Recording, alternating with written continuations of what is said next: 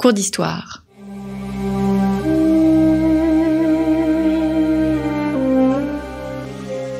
Une émission de la rédaction de Storia Voce.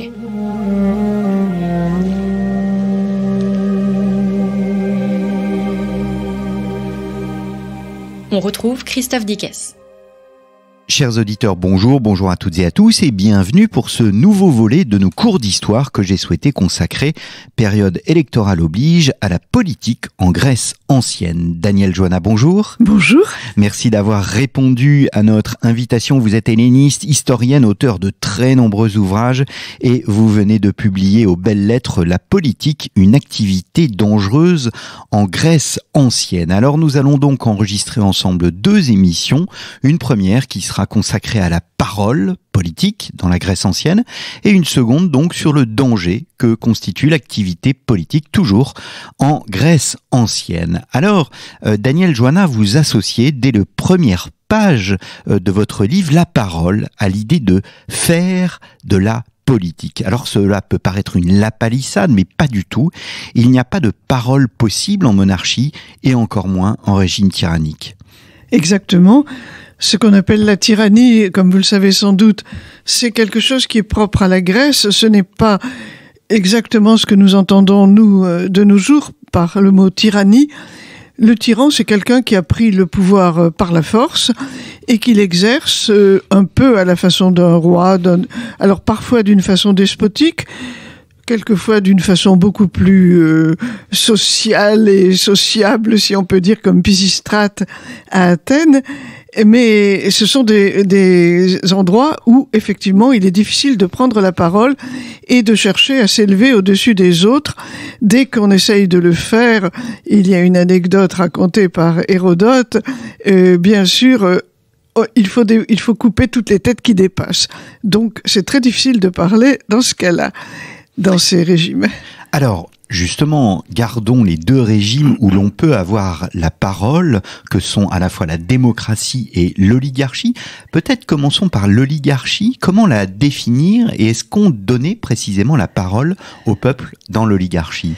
Alors ça peut paraître surprenant parce que souvent on assimile l'oligarchie à un régime presque tyrannique où le peuple n'a pas droit à la parole et seul un petit nombre de gens qui appartiennent à une élite, alors une élite soit par l'origine, par une ethnie comme les Spartiates, soit par la fortune, et à ce moment-là ça devient une sorte de plutocratie. On pense souvent qu'ils sont les seuls à prendre la parole. En réalité, dans les oligarchies, il existe au moins en principe, une assemblée du peuple. Et on sait qu'à Sparte, il y avait effectivement une assemblée du peuple où le peuple, théoriquement, était consulté sur les grandes décisions à prendre, les guerres, les alliances, les nouvelles lois.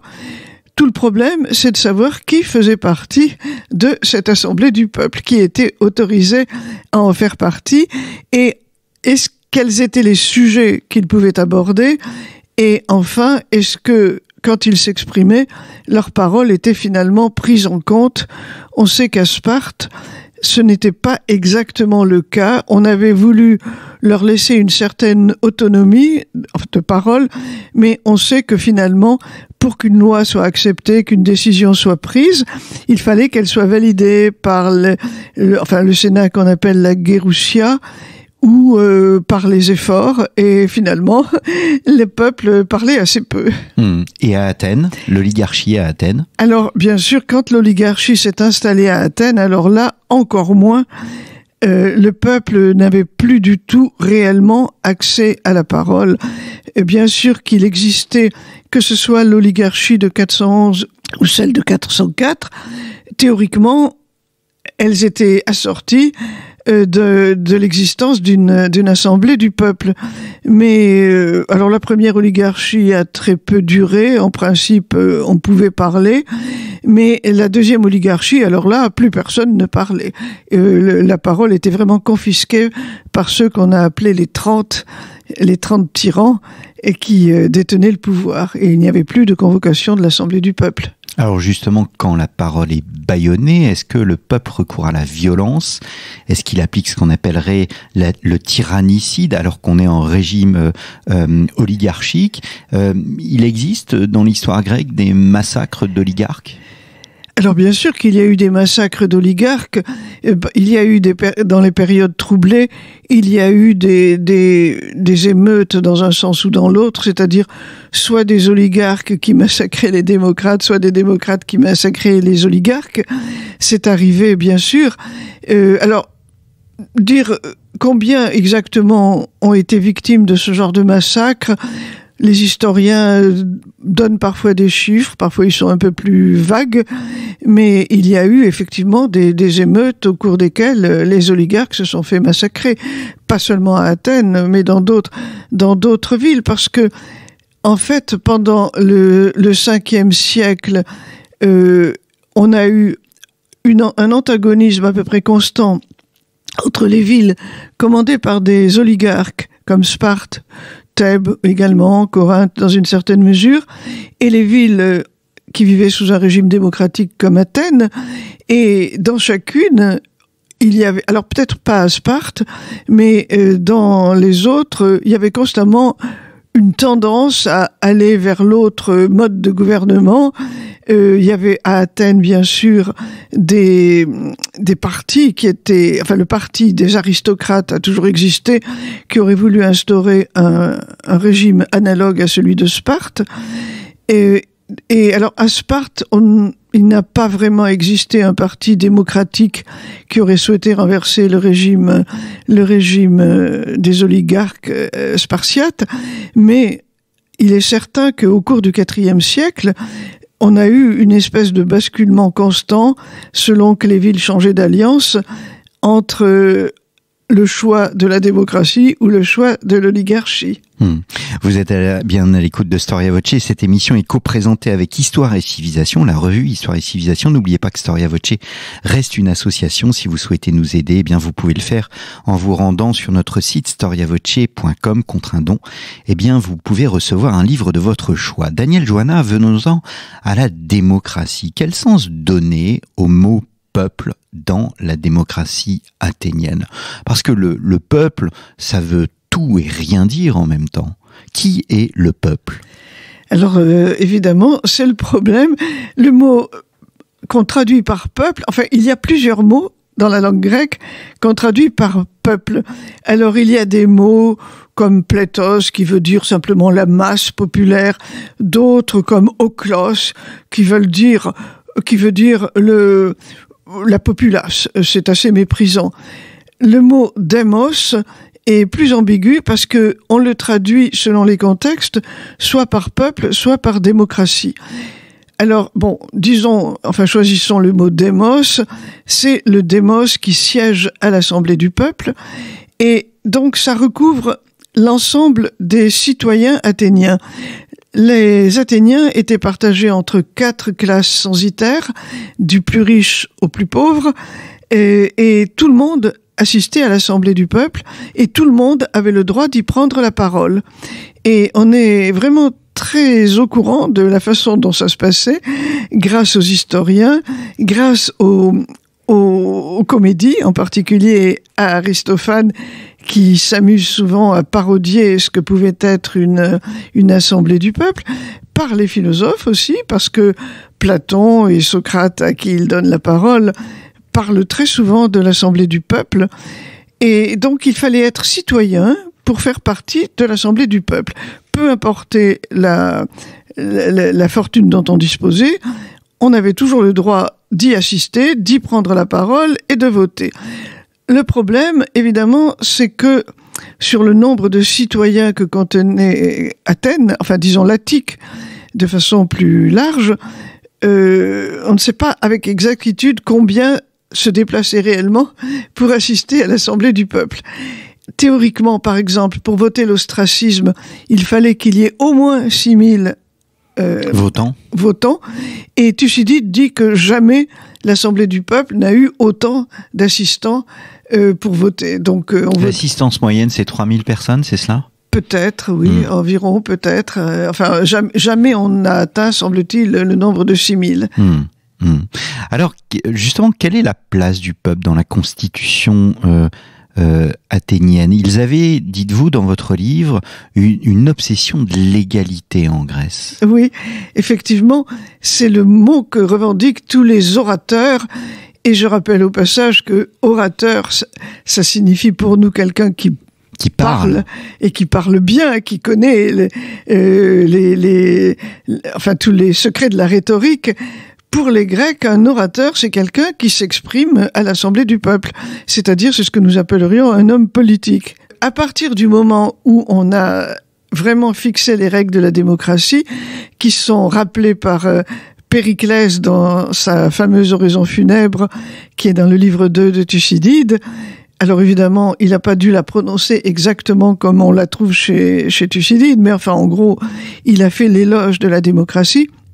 Et il insiste sur cette égalité. Alors, devant la loi, tout le monde est égal devant la loi, tout le monde est égal dans un procès, tout le monde. Alors, il y a l'isonomia, c'est-à-dire l'égalité devant la loi, l'iségoria, c'est-à-dire l'égalité dans le droit à la parole. Et on retrouve très très souvent ce préfixe iso qui marque l'égalité. Maintenant, si on suit l'histoire de la démocratie, évidemment, elle ne s'est pas instaurée tout de suite comme ça. Alors, si on remonte aux origines, bon, il y a eu des rois. Théoriquement, il y a eu Thésée que de temps en temps, on nous présente comme le roi démocrate. Alors, c'est peut-être aller un peu loin, d'autant plus que c'est un personnage plus ou moins mythique. Mais après, on a eu des tyrans.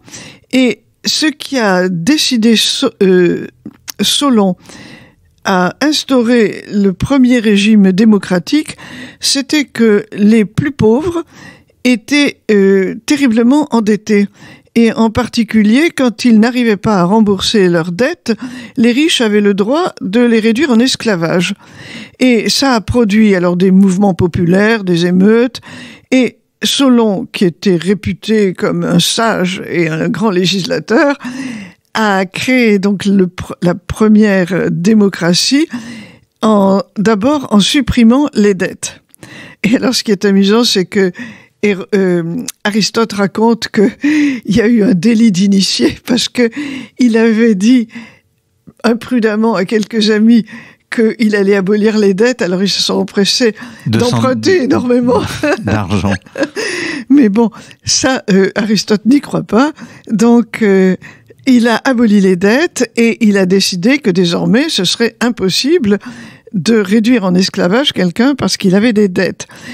Malheureusement, cette première loi qu'on connaît mal, bien sûr, qu'il avait instaurée, se sont trouvées annulées quand Pisistrate a pris le pouvoir. Donc, on a eu une tyrannie. Et quand les fils de Pisistrate se sont fait, pour l'un, assassinés et pour l'autre, exilés, c'est Clisthène qui a instauré la première grande démocratie athénienne, avec les lois que la démocratie a conservées à peu près. Alors évidemment, il y avait quatre classes censitaires, mais toujours égales, enfin chacun était l'égal de l'autre, personne n'était censé dépasser les autres, et en particulier, il a créé les dèmes, c'est-à-dire une division administrative, et désormais, on n'était plus du tout désigné, enfin on était désigné comme un tel, fils d'un tel, mais pas du tout ensuite comme appartenant à telle classe censitaire, mais un tel, fils d'un tel, appartenant au dème un tel. Donc théoriquement, il n'y avait rien dans l'énoncé de l'identité qui indiquait l'importance de la personne. Évidemment, cela dit, on trouve toujours bien sûr la mention qu'un tel appartenait à la famille des Alcméonides, c'est-à-dire les grands nobles presque mythiques, enfin ou tel autre à telle grande famille, bien sûr. Et ça n'a pas été toujours une égalité parfaite. Mais ce qui est étonnant, allez-y, c'est que si vous voulez, il n'y a jamais eu d'émeute contre la richesse. Il y en a eu avant Solon. Il y en a peut-être eu un peu après Pisistrate, mais dans la période classique, le peuple des plus basses classes n'a jamais contesté la richesse. Est-ce qu'il s'agit d'une démocratie directe au sens propre? On est dans un environnement qui est géographiquement, en termes de population aussi, beaucoup plus petit que nos propres démocraties. Bien sûr, oui. C'est ce qu'on appelle la démocratie directe, c'est-à-dire que ceux qui assistent à l'Assemblée du peuple votent les lois directement. On leur propose, au début de la réunion, on leur propose des décisions à prendre et ils votent à main levée. Et c'est ce qu'on appelle la démocratie directe. Et nous, évidemment, bien sûr, ce sont des démocraties indirectes. Le peuple est toujours souverain, mais il délègue ses pouvoirs à des représentants. Et tandis que pour les Grecs, un historien moderne dit « Oh, ils n'auraient jamais accepté ça, c'était un abandon de leur liberté. » Mais je crois que tout simplement, c'était inimaginable pour eux. Il fallait parler directement. Alors comment se passaient les réunions à l'Assemblée? Comment se passaient les prises de parole concrètement? Est-ce qu'il s'agissait d'un moment solennel? Absolument. D'abord, les pritanes. Alors, c'était les pritanes, c'est-à-dire le Sénat de 500 personnes était partagé en 10 fois 50 personnes, chacune des tranches de 50 étant les représentants d'une tribu. Et à tour de rôle, pendant un mois, si je puis dire, puisque c'était un 10e de l'année, chaque tribu exerçait ce qu'on appelait la prytanie, c'est-à-dire que c'était eux qui étaient en exercice. Alors les prytanes décidaient des lois, des sujets qu'il allait falloir discuter à l'Assemblée du peuple. Donc ils arrivaient au matin avec la liste des sujets à traiter. Ils les proposaient les uns après les autres et à chaque fois, le héros demandait solennellement qui veut prendre la parole, qui a un avis important à donner sur ce point. Et alors on sait que ce moment a été considéré comme l'essence même de la démocratie. Démosthène en parle au moment de la prise des latés et il dit personne ne se levait, il fallait quelqu'un qui soit au courant de la situation, qui soit ceci, qui soit cela, et un seul s'est levé, c'était moi. Mais Aristophane s'amuse beaucoup de ce genre d'appel à la parole parce que quelquefois il y a un personnage, un brave paysan qui veut prendre la parole, mais lui, on ne la lui donne pas forcément sur le moment. On lui dit « rassieds-toi » parce que tout le monde était assis par terre sur la pnyx. Voilà. Vous le disiez tout à l'heure, l'orateur est l'homme politique, dans le sens grec du terme. Voilà, tout le monde ne prenait pas la parole, il fallait avoir des dons d'orateur, il n'y avait pas de micro. Non, évidemment, il n'y a pas de micro. Alors, celui qui demandait la parole, d'abord, on lui mettait une couronne, qui signifiait qu'il avait un caractère sacré. Il montait à la tribune et il parlait. Et alors, évidemment, nous avons des personnages connus comme Isocrate, qui aurait bien voulu être un homme politique et qui n'a jamais pu l'être, parce qu'il n'avait pas de voix, pas de charisme, disons.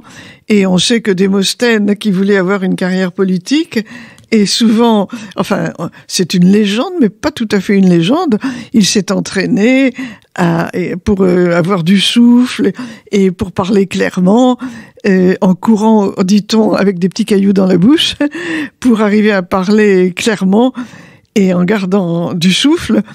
Alors, ce qu'on sait quand même, c'est que les séances pouvaient être houleuses et que certainement dans l'Assemblée, des gens réclamaient la parole sans être réellement montés à la tribune et que c'est l'orateur qui était à la tribune qui devait essayer de calmer tout le monde pour garder la parole. Il existe des professeurs de rhétorique? Il existait, bien sûr. Alors, c'est dans la deuxième moitié du 5e siècle qu'on voit arriver les sophistes à Athènes. Alors curieusement, Athènes, qui est une cité qui adore l'éloquence, n'a pas eu vraiment de professeur de rhétorique, sauf à la limite Antiphon, qui était sans doute un professeur de rhétorique, mais tous les grands professeurs de rhétorique sont les sophistes qui viennent d'ailleurs, de Sicile, d'Asie mineure, et alors Gorgias, Prodicos, Protagoras, viennent en général à Athènes, souvent en qualité d'ambassadeurs, Et puis les Athéniens sont tellement éblouis par leur art de parler qu'ils restent à Athènes, qu'ils ouvrent des écoles, qui sont très coûteuses d'ailleurs. Il n'y a guère que les riches qui peuvent suivre les cours de ces sophistes et donc parler d'une façon éloquente à l'Assemblée du peuple. On a des exemples de grands discours de la Grèce ancienne. Alors, des grands orateurs. On en a bien sûr, mais c'est toujours le problème, parce qu'évidemment, il n'y avait pas de micro, nous le disions tout à l'heure, mais il n'y avait pas non plus d'enregistrement. Et donc, ou bien ce sont les orateurs eux-mêmes qui ont ensuite publié leurs discours, alors en les remaniant, on n'est pas vraiment sûr qu'ils les aient prononcés de cette façon, ou bien alors ce sont les historiens qui rapportent leurs discours. Mais alors là, le problème, c'est que l'histoire n'est pas considérée comme elle l'est de nos jours, comme une forme de littérature chargée de rapporter des faits exacts. L'histoire, c'est un genre littéraire qui se partage à peu près également entre récit des faits et présentation des discours. Alors, comme ces discours n'étaient pas enregistrés, c'est l'historien qui les réécrit avec son art rhétorique à lui, en répétant à peu près ce que l'orateur a dû dire réellement en fonction de ses convictions, de la situation, etc. Alors on a par exemple le très grand discours de Périclès, sa fameuse oraison funèbre, mais quand on la lit, on s'aperçoit que elle est extrêmement savamment écrite et on n'est pas très sûr que réellement Périclès ait pu la travailler autant quand il l'a prononcée. Enfin, est-ce que nous lisons du Thucydide ou nous lisons du Périclès? Ça n'est pas très sûr. Mais alors, Démosthène a publié beaucoup de ses discours comme ça. Alors, évidemment, remaniés aussi.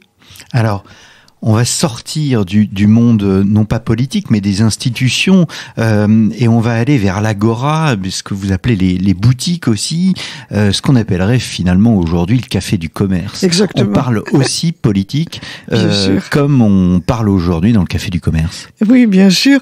C'est vrai que c'est une sorte d'agora d'ecclésia parallèle. L'ecclésia, c'est l'assemblée. L'ecclésia, c'est l'assemblée. L'agora, c'est à la fois la place du marché, normalement, c'est-à-dire une grande place avec des boutiques tout autour. Et c'est aussi un lieu où les Athéniens viennent se promener, se rencontrent, échangent des avis sur la situation. Les boutiques, dont certaines étaient bien chauffées, en particulier les forges. Il y a aussi les boutiques de coiffeurs, servaient aussi d'endroits où on se rassemblait, où on pouvait discuter, les palestres aussi, où on le voit chez Platon. Les Athéniens viennent souvent pour admirer les beaux garçons, mais ils en profitent aussi pour discuter politique entre eux.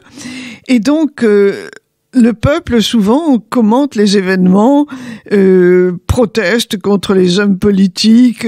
Comme dit Isocrate, on dit qu'on n'a jamais été aussi mal gouverné que par les gouvernants actuels. Donc, tout ça, ça a des échos très modernes, bien sûr. Et c'était vraiment un endroit où les gens prenaient la parole. Et Thucydide, plaisante si je puis dire, en disant que après la défaite de Sicile, les gens sur l'agora se plaignaient de leurs orateurs, oubliant ainsi que c'était quand même eux, les gens du peuple, qui avaient voté l'expédition de Sicile et pas seulement les orateurs. Voilà. Est-ce qu'il y a d'autres occasions pour les orateurs, les hommes politiques, de prononcer des discours, par exemple au cours de célébrations civiques ou bien d'événements panhelléniques? Oui, bien sûr. Alors, ce sont des moments politiques aussi. Ce sont, dans une certaine mesure, effectivement, des moments politiques. Alors, il y a, par exemple, les cérémonies pendant lesquelles on enterre les morts. Donc, il y a comme le montre l'oraison funèbre de Périclès. C'est un moment où c'est un discours convenu, on va dire, parce que nous avons pas seulement cette oraison funèbre-là qui nous est restée, il y en a plusieurs. Et le schéma est toujours le même. On commence par faire l'éloge d'Athènes en expliquant en quoi c'est une cité extraordinaire, démocratique, égalitaire. Ensuite, on fait l'éloge des morts en expliquant, bien sûr, qu'ils ont donné leur vie pour la cité, que ce sont tous des héros plus vertueux les uns que les autres. Et pour finir, on exhorte les jeunes à marcher sur les traces de leurs anciens. Alors, ça peut paraître un discours qui mérite très, très marginalement le nom de discours politique, mais c'est quand même intéressant de voir que ce genre de discours qui se veut mobilisateur, comme dit Socrate d'une façon amusante, il dit, moi quand je vais écouter un discours d'une oraison funèbre, j'ai l'impression que mes pieds ne touchent plus terre, je me sens plus grand, plus beau, plus fort, parce que on fait de nous un tel éloge qu'il me faut bien 2 ou 3 jours avant de redescendre sur terre. Alors évidemment, quand ce genre d'éloge est fait au moment où Athènes effectivement est au fait de sa gloire, très bien. Quand ce discours est fait au cours du IVe siècle, où Athènes a beaucoup décliné, où elle s'est appauvrie, où elle a perdu effectivement de son hégémonie, ça peut apparaître alors comme un discours justement politique dans la mesure où il invite les Athéniens à retrouver cette grandeur qu'ils ont perdue. Voilà. Où est la parole des femmes dans tout cela? Est-ce que la femme est présente politiquement? Est-ce qu'elle a le droit à la parole? Est-ce qu'elle peut parler? Je pense au film 300 où on voit l'épouse de Léonidas qui intervient à un moment, si mes souvenirs sont bons, au moment de l'Assemblée. Alors là, j'ai des doutes, très sincèrement, sur l'authenticité de cette présentation. Les femmes ne participent pas à l'Assemblée du peuple, ça leur est absolument interdit. Il n'y a que les hommes qui participent, et donc ni les métèques, c'est-à-dire les étrangers domiciliés, ni les esclaves, et ni les femmes, bien sûr. Alors, ça ne veut pas dire que les femmes restent totalement silencieuses. Il y avait certainement des revendications féministes, et on le voit d'un côté dans la tragédie avec Euripide, parce qu'on voit les femmes exprimer des protestations contre le sort qu'on leur réserve comparé à celui des hommes, mais surtout alors dans les comédies d'Aristophane, où il y a donc 2 comédies, l'Assemblée des femmes et Lysistrata, montrent les femmes cherchant à prendre le pouvoir, et les femmes très mécontentes de la façon dont les hommes gèrent la cité. Et très certainement, cela correspond à une certaine réalité. Dans Lysistrata, vous savez, les femmes décident de faire la grève de l'amour parce que les hommes... Alors, c'est une vraie coalition des femmes de toute la Grèce. Il n'y a pas que les Athéniennes, il y a les Spartiates, il y a les Thébaines, tout le monde fait la grève de l'amour pour obliger les hommes à signer la paix. On peut penser que dans certains pays actuels, ce serait très bien si les femmes faisaient la même chose. Bon, mais donc, et là, tout se termine très bien dans la comédie. Effectivement, elles arrivent à leur fin. Dans la réalité, malheureusement, la guerre a duré encore. Et dans l'Assemblée des femmes, alors, ça se passe seulement à Athènes. Les femmes ont décidé d'aller à l'Assemblée du peuple à la place de leur mari. Et comme Athènes s'est beaucoup appauvrie à l'époque, elles se fabriquent des fausses barbes et elles prennent les vêtements de leur mari au petit matin, si bien que les maris ne peuvent plus sortir parce qu'ils n'ont pas d'autres vêtements. Et alors, elles vont à l'Assemblée du peuple en faisant croire qu'elles sont les hommes, et naturellement, elles font voter des lois extrêmement favorables aux femmes. D'abord, on va donner le pouvoir aux femmes parce qu'elles savent gérer l'économie d'une maison, elles ont le souci de préserver la vie de leurs enfants. Enfin, tout va se passer très bien. Naturellement, il y a toute une deuxième partie de la pièce qui est assez drôle parce que non seulement elle gère la politique, mais elle gère aussi les amours. Et désormais, les jeunes qui sont séduits par une belle jeune fille devront, avant d'arriver à la belle jeune fille, honorer toutes les vieilles qui revendiqueront leur place avant la jeune femme. Voilà.